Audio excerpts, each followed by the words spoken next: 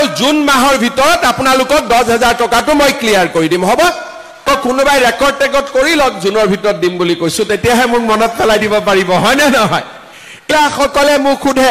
10,000 টকাটো মামা কেতিয়া দিব 10,000 টকা বিহালীত দি আমি আৰম্ভ কৰি দিছো তাই মোৰ ফালৰ পৰা এতিয়া সব ক্লিয়াৰ হৈ গৈছে কোন তাৰিখে লাগে আপোনালোকে কক ডেট এটা বানপানীৰ আগত লাগে নে পিছত লাগে আপোনালোকক বিহালীত জেনেকে পালে তেনেকে তিনিখন মিটিং হ'ব আৰু এই তিনিখন মিটিং কৰি মে মাহ নহলেও জুন মাহৰ ভিতৰত আপোনালোকক 10,000 টকাটো মই ক্লিয়াৰ কৰি দিম হ'ব ডাঙৰকে হাত চাপৰে এতিয়া আকৌ কোনোবাই ৰেকৰ্ড টেকৰ্ড কৰি লওক জুনৰ ভিতৰত দিম বুলি কৈছো তেতিয়াহে মোক মনত পেলাই দিব পাৰিব হয় নে নহয় এতিয়া আমাৰ কাম হৈ গল চিন্তা কৰিব নালাগে 10,000 টকাটো আপোনালোকে পাই যাব কিন্তু 10,000 টকাটো শেষ নহয় বিহালীত যেতিয়া মই 10,000 টকাটো আই মাতৃ সকলক দিছিলো এগৰাকী আই মাতৃ খুদিলো মোক ফটো তুলি আছিলে মাজনী আই মাতৃ ফটোটো নুঠিলে তেতিয়া মই কলো কি মোবাইলটো বেয়া নেকি বলে মামা মোবাইলটো বেয়া 10,000 টকাটো আজি লম নহয় নতুন মোবাইল এটা কিনিম এতিয়া কথাটো হল মোবাইল কিনিব নালাগে ঠিক আছে ভগৱানে যদি কেতিয়াবা মোক শক্তি দিয়ে আপোনালোকক মই চৰকাৰৰ পৰা ফ্ৰী মোবাইল এটা দি দিম কেতিয়াবালৈকে এতিয়া কোৱা নাই লাহেকৈ কিন্তু এই 10,000 টকাটো আমি জুন দিনাখন পাম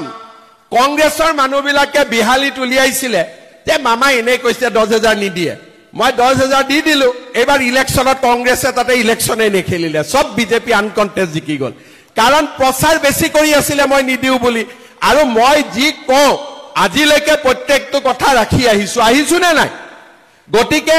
এতিয়া আপোনালোকক মই এটা অনুৰোধ কৰিম 10,000 টো পাবই 10,000 টো কাৰণে মই একো কোৱা নাই কিন্তু 10,000ত মই শেষ নকৰো 10,000 যিসকলে ভাল কৰি খৰচ কৰিব মই আজি আপোনালোকক প্ৰতিশ্ৰুতি দিছো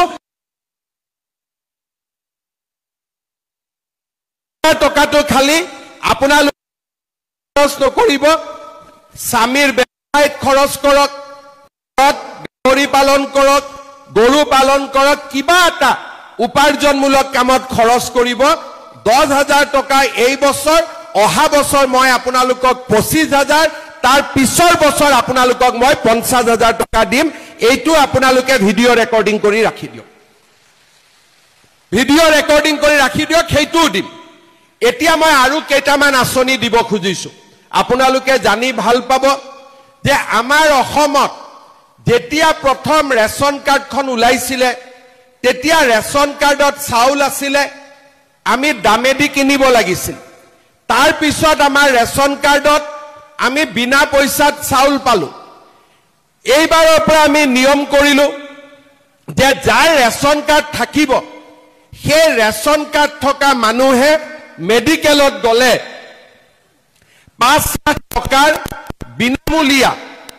আমাৰ চিকিৎসা পৰিয়ালটোৱে পাব পাৰে চাউল হল ৰেচন কাৰ্ড হল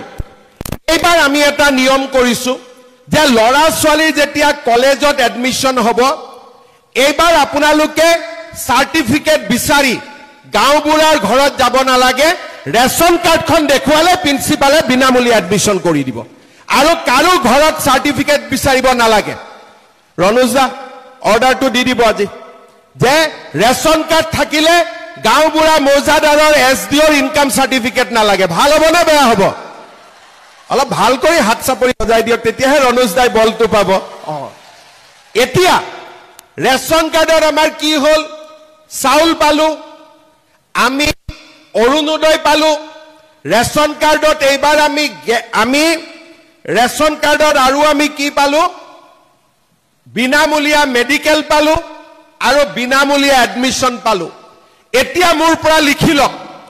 অক্টোবৰ মাহৰ 1 তাৰিখৰ পৰা ৰেচন কাৰ্ডত বজাৰতকৈ 30 টকা তলৰ দামত মই আপোনালোকক চেনি আৰু দালি দিম আৰু 10 টকা কম দামত মই আপোনালোকক নিমখ দিম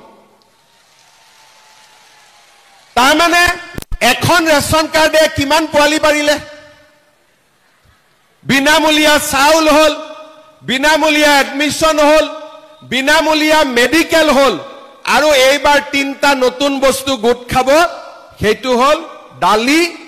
চেনি আৰু নিমখ ভাল হ'ব নে বেয়া হ'ব অৰুণোদয় 1250 টকা আছে মহিলাই 10,000 পালে আৰু তাৰ লগত দালি চাউল আৰু চেনিও সোমাই গল এতিয়া মোৰ মনটো চিন্তা লাগি আছে